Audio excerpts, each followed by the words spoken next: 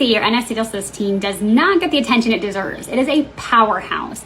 NAC is a derivative of amino acid cysteine. It acts as an antioxidant itself, but it also gets converted to glutathione, our body's master antioxidant. Glutathione is composed of cysteine, glutamic acid, and glycine, and it's critical for detoxification. It scavenges free radicals, decreasing oxidative stress. In the liver, the glutathione S-transferase system is a detox pathway that conjugates toxins with glutathione for elimination. NAC is important for neurotransmitter regulation because it modulates glutamate by activating cysteine glutamate antiporters, so it's exchanging extracellular cysteine for intracellular glutamate.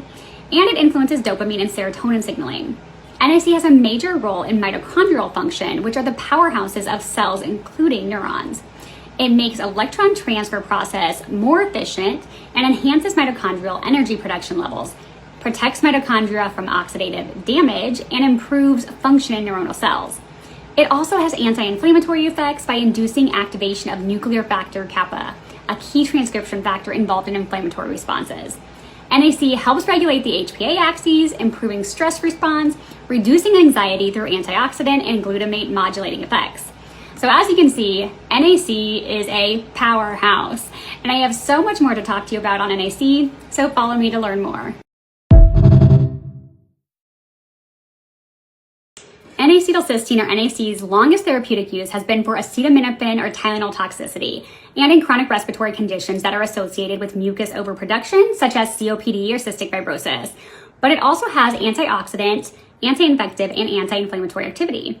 This study notes that it is well established and well documented as a treatment of choice for respiratory conditions because it works as a mucolytic by breaking down disulfide bonds in mucoproteins, decreasing the viscosity of secretions. NAC metabolites exhibit cytoprotective effects by aiding in disulfide reduction scavenger or radicals and preventing irreversible oxidative damage of proteins. It maintains adequate glutathione levels that are critical to counteract excessive radical oxygen species production, restores depleted pools of intracellular glutathione, and it's anti-inflammatory by reducing the activation of nuclear factor kappa beta. So there's a study that shows that NAC reduces symptoms of OCD and major depressive episodes, that it stabilizes mood in bipolar disorder, enhances cognitive function in schizophrenia, and improves social interaction in autism spectrum disorder. It improves memory and learning by supporting synaptic plasticity and protecting neurons from oxidative stress. It helps protect the brain from excitotoxic damage.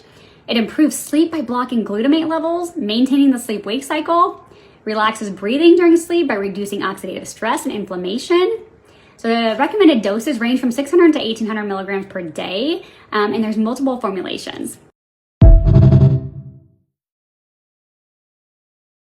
Let's look at this study that talks about N-acetylcysteine, or NAC, and neuroprotective effects in psychiatric and neurodegenerative disorders.